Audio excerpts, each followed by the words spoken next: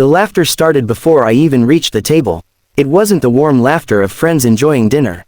It was the kind that stopped the moment I looked up, followed by smirks hidden behind expensive wine glasses.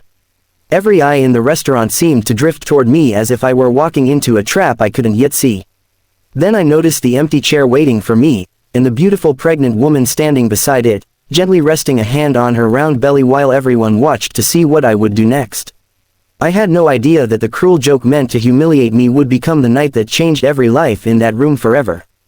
Before we continue, if you believe kindness is stronger than cruelty and that everyone deserves a second chance, please like this video, leave a comment, share it with someone who needs hope, and subscribe to Kindness Legacy.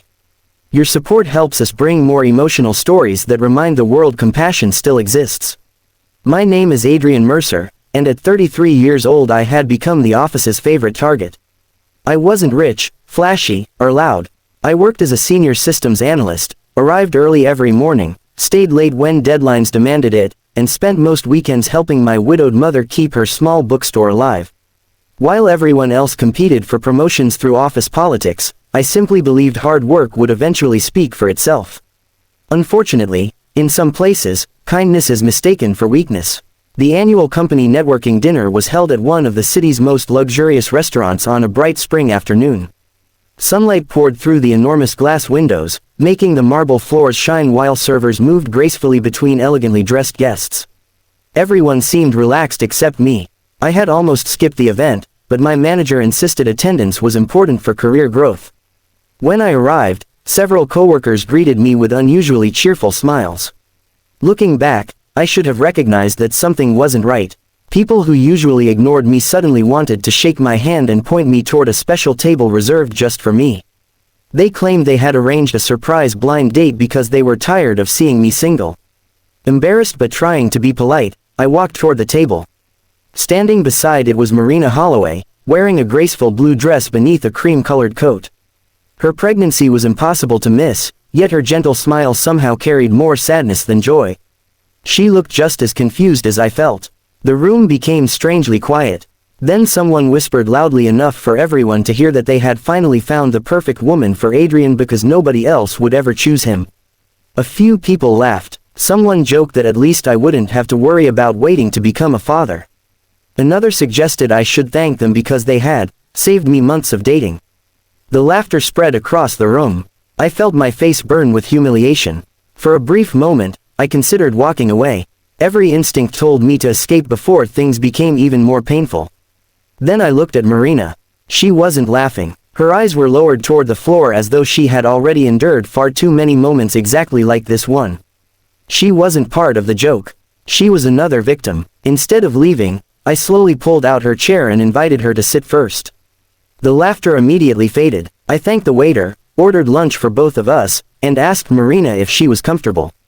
She looked genuinely surprised. During the first few minutes, neither of us spoke much.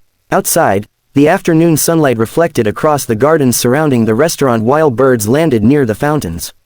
It should have been a beautiful day, yet sadness surrounded our table like invisible rain. Eventually Marina smiled softly. She admitted she had been invited by a woman she barely knew, who promised to introduce her to kind people and possible job opportunities after months of unemployment. She hadn't realized she had been brought there simply to become the center of someone else's entertainment. Her husband had died 8 months earlier in a construction accident just weeks after learning they were expecting their first child. Overnight she had lost her partner, her financial security, and most of the people she believed were friends. Pregnancy only made finding work more difficult. Employers smiled politely before choosing someone else. The only thing she refused to lose was hope. Listening to her story made my own embarrassment seem incredibly small. I shared my own life honestly. My father had passed away when I was 19. Since then I had balanced work with caring for my mother, who struggled to keep her beloved bookstore open against online competition. Dating had never been a priority because family always came first. For the first time that afternoon, Marina laughed naturally. She admitted it felt strange how two complete strangers could understand each other better in 30 minutes than some people managed after years. Around us, my coworkers slowly stopped pretending not to watch. They had expected arguments, awkwardness, or an angry exit. Instead, they saw two ordinary people treating each other with dignity. The atmosphere around the restaurant quietly shifted. As lunch continued, Marina excused herself briefly. When she stood, she suddenly lost her balance. Without thinking, I caught her before she could fall. The room froze. One of the restaurant managers immediately called for medical assistance while several guests rushed toward us. Marina assured everyone she simply felt dizzy because she had skipped breakfast to save money. That sentence hit me harder than anything else. A pregnant widow had skipped breakfast because she couldn't afford it. Meanwhile, people wearing $1,000 suits had used her pain as entertainment. I helped her back into her chair while the restaurant brought water and fresh food. No one laughed anymore. The silence felt heavy. Then something unexpected happened. The elderly owner of the restaurant, who had quietly observed everything from another table, approached us. His name was Harold Whitmore, a respected businessman known throughout the city for supporting charities without seeking recognition. He looked directly at Marina before turning toward my coworkers. He calmly asked who had arranged the prank. No one answered. Finally, one employee admitted they thought it would be funny because Adrian was always too nice to defend himself. Harold's expression hardened. He explained that dignity was not entertainment and that humiliating vulnerable people revealed far more about the bullies than their victims. He apologized personally to Marina. Then he surprised everyone again. He offered Marina a well-paid administrative position beginning after her maternity leave, including full medical coverage. Tears immediately filled her eyes. She had spent months praying for a chance exactly like this. The restaurant erupted into genuine applause. But the biggest surprise hadn't happened yet. Harold turned toward me. He explained he had spent nearly an hour watching my behavior before introducing himself. He had witnessed dozens of successful businessmen inside the restaurant that afternoon, yet only one man had chosen compassion over pride when publicly embarrassed. He asked where I worked. When I answered, he nodded thoughtfully. Apparently his investment company had recently purchased a major share in my employer's corporation. Several executives at my company suddenly looked nervous. Harold requested a private conversation with our CEO, who had also attended the dinner. 15 minutes later, rumors spread across the restaurant. The employees responsible for organizing the cruel prank had been suspended pending investigation for workplace harassment. The CEO publicly apologized to both Marina and me before the entire gathering. People who had laughed earlier couldn't even meet our eyes. But revenge wasn't what mattered anymore.